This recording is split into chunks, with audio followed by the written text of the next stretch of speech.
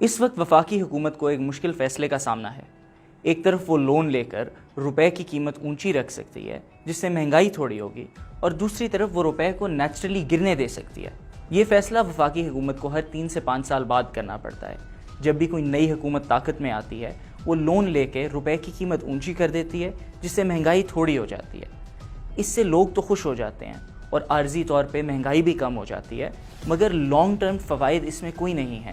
اس vicious cycle میں ہم دہائیوں سے پھنسے ہوئے ہیں۔ 1947 سے لے کے اب تک ہر سال پاکستانی روپے کی ڈپریسیشن کا ریٹ 5.38% رہا ہے۔ اس کے ساتھ ساتھ 1958 سے لے کے اب تک ہر سال پاکستانی روپے کی ویلیو 7.55% کے ریٹ سے گری ہے۔ مگر سوال یہ ہے کہ کیا پاکستان اس سائیکل میں سے کبھی نکل سکتا ہے؟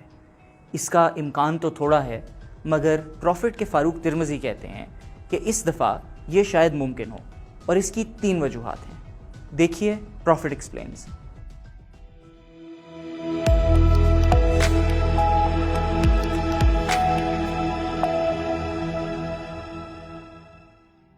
پہلی وجہ، پاکستان کے فائنانس منسٹر شوکت ترین۔ آخری دفعہ جب اس ملک کی تاریخ میں روپے کی قیمت کو نیچرلی گرنے کی اجازت دی گئی تھی وہ پاکستان پیپلز پارٹی کی 2008 کی حکومت میں ہوا تھا، اور اس وقت کے وزیر اعظم یوسف رضا گیلانی کی کابینہ میں فائنانس منسٹری کا عہدہ شوکت ترین نے ہی سنبھالا ہوا تھا۔ یہ ہو سکتا ہے کہ شوکت ترین اب اپنے اس پرانے مشن کو ایک بار پھر دوبارہ آگے لے کے چلنا چاہ رہے ہوں۔ دوسری وجہ، IMF۔ یہ ہر دفعہ لون لے کے روپے کی قیمت گرانے کی پالیسی کوئی IMF کی مسلط کردہ نہیں ہے۔ عام طور پر ہوتا یوں ہے کہ ہر دفعہ جب کوئی نئی حکومت آتی ہے وہ فوراً IMF کے ساتھ پروگرام میں انٹر ہو جاتی ہے۔ اس کے بعد اس پروگرام سے جو پیسے آتے ہیں وہ اس کو اپنی الیکشنیئرنگ، لوگوں کو شارٹ ٹرم چیزوں میں خوش کرنے پہ لگا دیتی ہے، اور جب اگلی حکومت آتی ہے یہ پیسہ ان کو لوٹانا پڑتا ہے۔ مگر اس دفعہ پاکستان IMF کے ساتھ الیکشن سے پہلے پروگرام میں جانے والا ہے۔ یہ ایک کافی بڑا پالیسی شفٹ ہے، اور اس کا یہ مطلب ہو سکتا ہے کہ پاکستان تحریک انصاف کی حکومت لانگ ٹرم اکانومی کو بہتر کرنے کا سوچ رہی ہے۔ تیسری وجہ، state bank of Pakistan SDP ایک مشن پہ ہے جس میں وہ چاہتے ہیں کہ پاکستان میں روپے کے فکس ڈپازٹس اتنے فلیکسیبل ہو جائیں جتنے وہ تاریخ میں کبھی نہیں رہے۔